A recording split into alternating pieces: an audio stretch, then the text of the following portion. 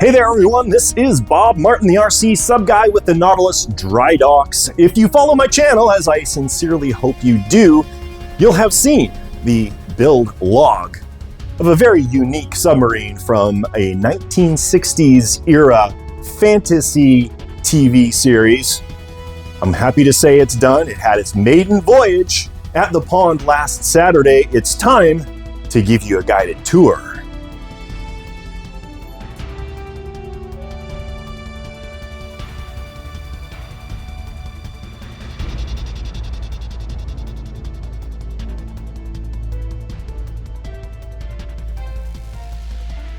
So this is a very storied boat. Let's go back to the very beginning. This is based off of a fiberglass kit produced by Dennis DeBoer. Now it is currently out of production, so if you're currently looking for a large Seaview model, you may be out of luck. Fortunately, I happened to come across this particular boat that was sold to me by a gentleman by the name of Kerry Addington, who undertook a lot of the preliminary assembly on the boat. And at one time, this was a fully functional model. When I got it, it was completely gutted with the exception of a very substantial ballast tank in the belly of the beast. But we're going to get into that in a minute. Once we got the boat, we were commissioned to finish it up by a gentleman in Florida. And this is going to get delivered to him in about a month's time by me personally, which makes me feel a lot better because I would be heartbroken if this arrived damaged in any way whatsoever. This is 80 inches in overall length, which works out to about 1/60th scale if my math is correct. Fiberglass hull, resin details, and then a lot of, obviously, the peripheral equipment like masts are all metal, aluminum, and brass. This boat has a fully functional RC setup. It will dive all the way under the water. It's operating on a 900 megahertz system. That's actually a tandem. It'll operate on 2.4 gigahertz as well.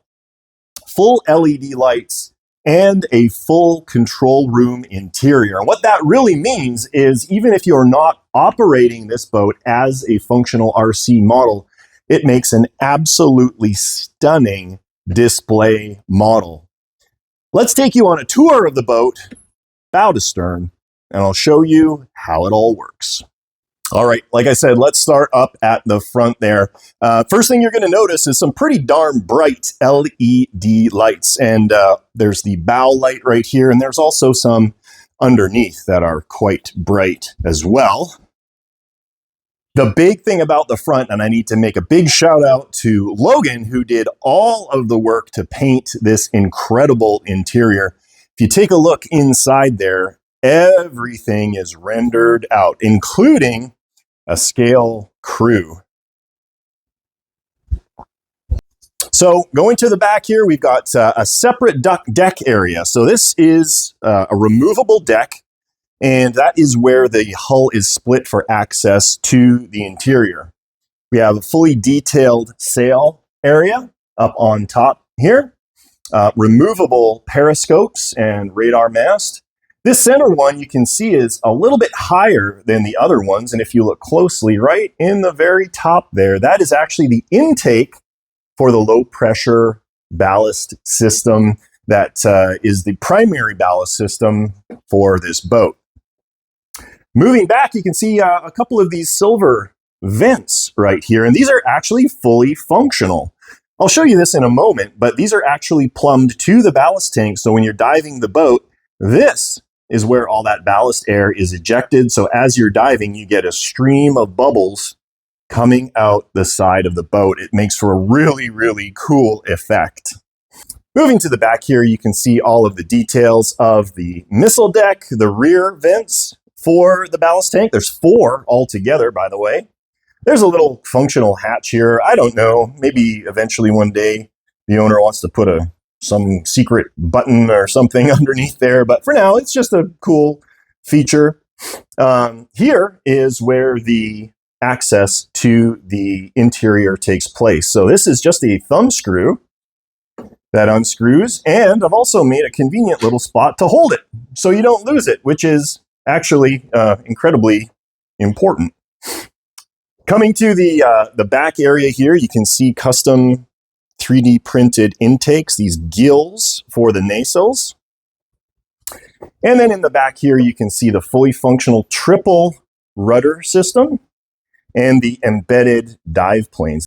You can also see that they're currently in an upward position, and this is the neutral position because this boat really does want to dive when it is underway, particularly at higher speeds. Inside, these are some very large diameter brass propellers, contra-rotating. And then I think the last thing you'll notice here is a little access hatch. And if you just pop that open, you get access to the dive plane and rudder linkages. So let's take a look at the inner guts of this big boat. Already removed the rear catch. That's all it takes to get into it. Just slides back and comes off. Now, we're tethered here. We're going to undo our ballast intake, and that's connected to our waterproof box there, which houses the air pump.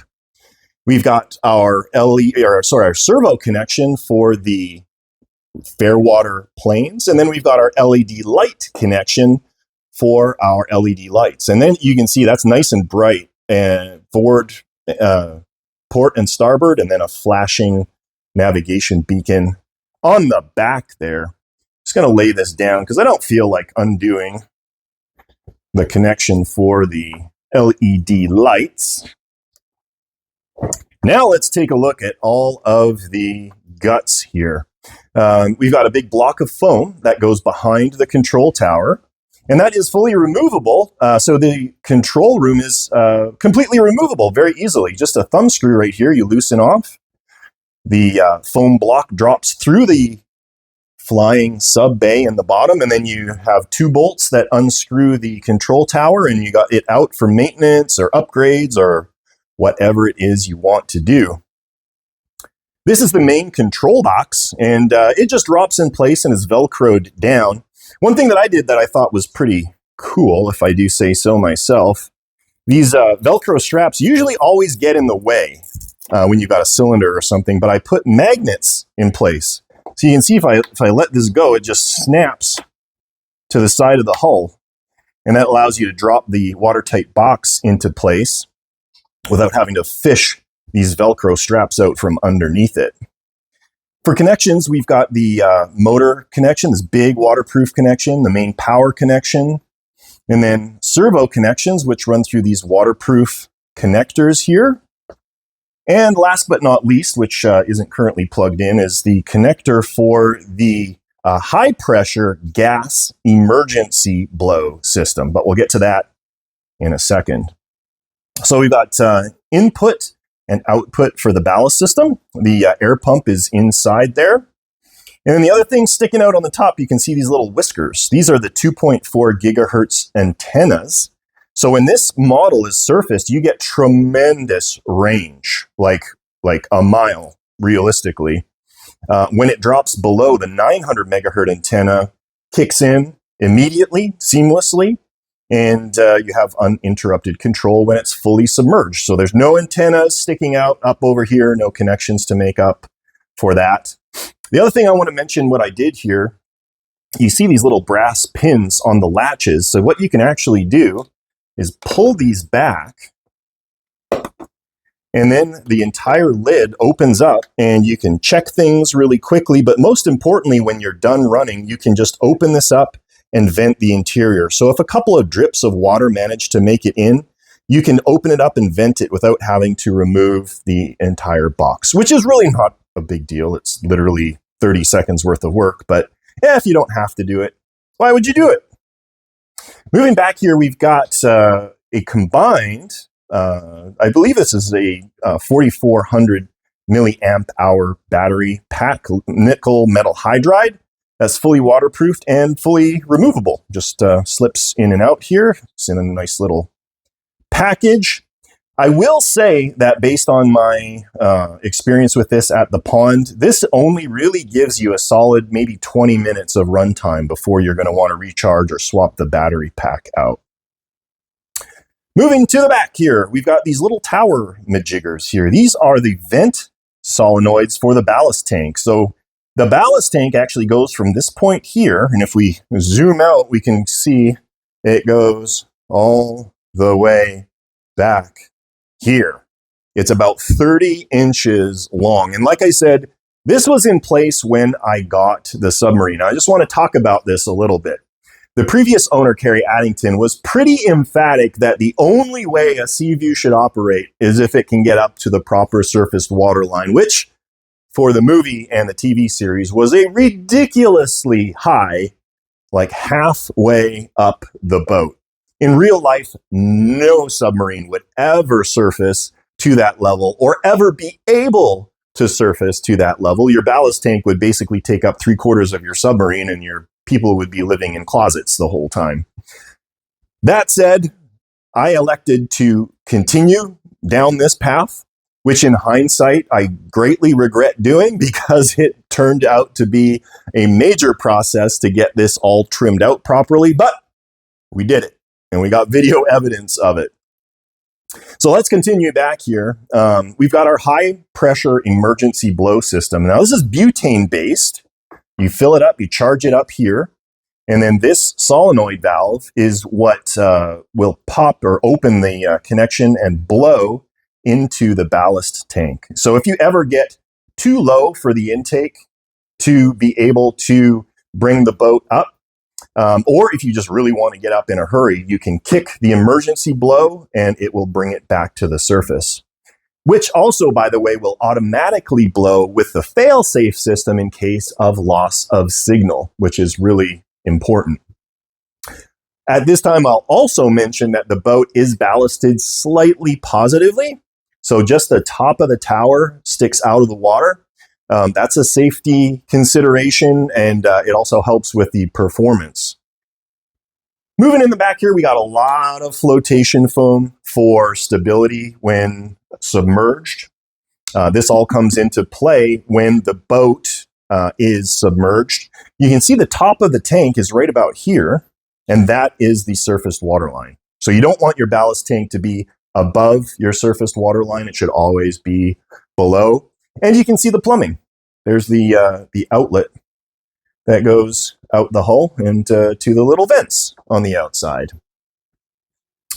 Moving to the back, more vent solenoids. These are all rigged up in series, so they all open or they all close. We got 2 waterproof servos here. One is for your rudder and one is for your dive planes. And these are IP67 rated, so they're good for 1 meter depth. I mean, obviously they'll handle more than that, but realistically, you're never going to dive this boat lower than that, particularly in dark water. Now, because it's so big, you're never really going to operate this in a swimming pool with perfectly clear water. So you're going to be operating in what we call dark water or black water scenarios. If you're diving below periscope depth in those situations, you deserve to lose your boat. I'm just saying you're going to want to keep it where you can see it. Anything lower than that, you could hit a tree, a shopping cart, fishing line, anything like that. You're asking for trouble. Going a little bit further in the back, we can see a pair of brushless motors. These drive it really, really well. And yes, they are in the wet. Because these are brushless, there's no brushes to short out in the water. It's all magnetic. So just a little post-mission maintenance, some WD-40 just to keep things lubricated up. And they're perfectly happy back there. And then you just got a little bit of more flotation foam, which, by the way, is completely filling the whole entire stern of the boat. Now that you've seen what it looks like inside, let's fire up the radio and I'll show you everything as it's supposed to work. So the entire model is controlled by this FrSky X18 tandem radio. As I mentioned before, this is set up to transmit both on 2.4 and 900 megahertz. These are tremendous radios. I love them. I'm a dealer for them. We're learning more and more about them. Basically, if you can dream it, this will do it. Super excited about it. The owner of this Seaview also has the Akula, and he's also got the Sea Hund that I'm working on in the back. This radio handles all of them. So really, really cool. I've powered it up. It's working right now. And then on the back side here, we've got our remote on and off. So I'm going to fire it up. VFR low warning. And we've got our stern planes. We've got our rudders. And we've got our throttles. Oops, let me throttles.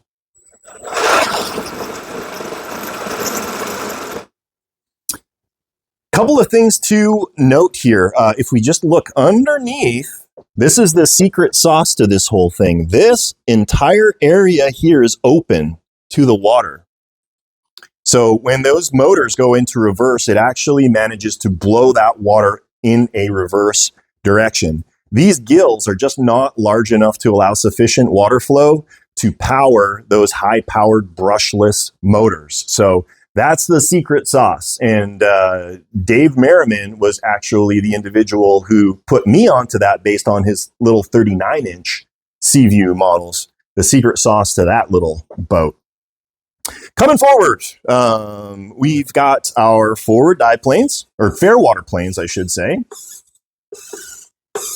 And then we've got our ballast system. Now, you're going to need to listen for this. So you're going to hear a little thump, and that's going to be the vent. It's right here. So you hear that little thunk. Those are the solenoid valves kicking open and closed. If I go the other way, that's the air pump, sucking air through the periscope up in the top, down, and blowing it into the ballast tank. And I've got these set up, by the way, so if I kick my air pump on, you can see this timer automatically starts. When it reaches a minute and 30 seconds, which is about the right amount of time to completely purge the tank, you're going to get an audio signal. And I did that on purpose because when you're operating it, you're at the pond, people are talking about, to you, you're getting distracted. You don't want to be driving around with your air pump on or your vent solenoids open. It'll be sucking power unnecessarily, right? So got that timer in there. It'll just beep at a minute and 30 seconds. You're going to be like, oh, whoops. Go ahead and turn it off. And the other thing I've got right here, which you can't hear, is the emergency gas. And so you just hit that and it blows the emergency gas solenoid and the model pops up to the surface. Now, I am going to do one more thing here. Another really, really cool feature of this. We're going to go back to the stern of the boat. It's set up on the side here. This is like a trigger. So you pull it to go forward and push it to go backward. But what you've got here are differential throttles. Each one of these propellers are on a separate channel. Right now, it's in the mode where they're combined on this switch, so it just operates normally. But if I flick this switch right here, now it locks out my throttle, and it puts them on these potentiometers. So now I can control them individually.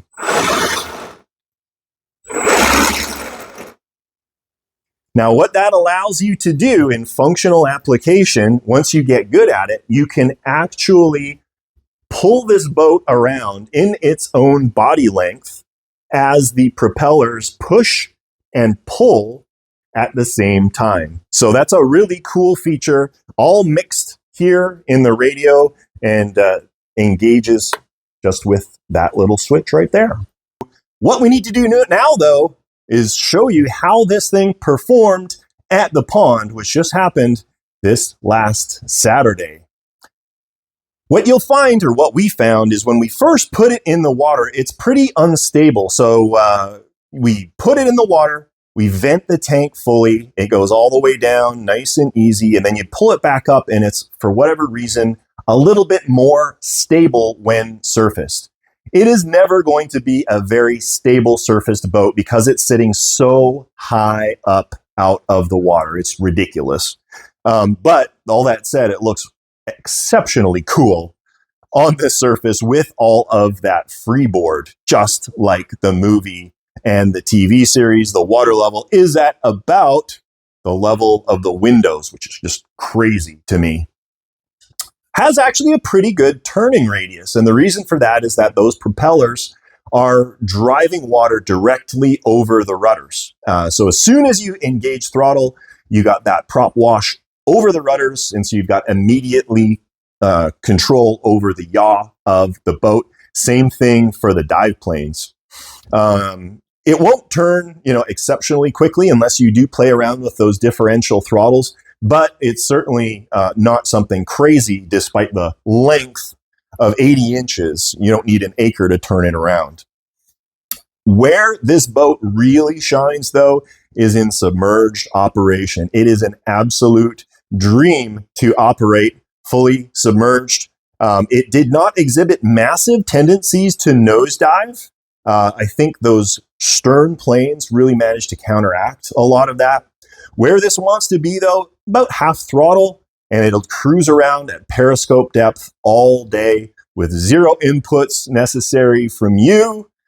Is just a ton of fun to operate. And because of the light gray color, it's really easy to spot as well. People absolutely go crazy when they see it coming at them underneath the water with just the tip of the periscope cutting the surface. Well, there you go, guys. I hope you enjoyed this video. If you did, do me a favor, hit like and subscribe. It helps us out here a lot. I'd love to hear from you. If you have questions or comments, drop them down below. Let me know what you're thinking.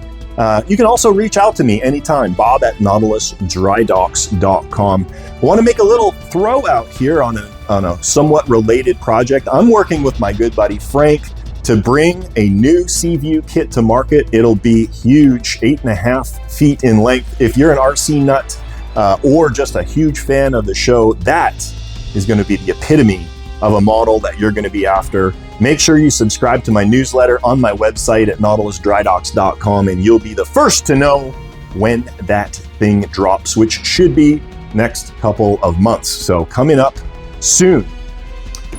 With that, I think we're going to leave you with a couple of videos. If you look over here, we'll show you the first in this build blog series for this Seaview, and on this side is the one just previous to this one. So it'll be a Seaview Fest.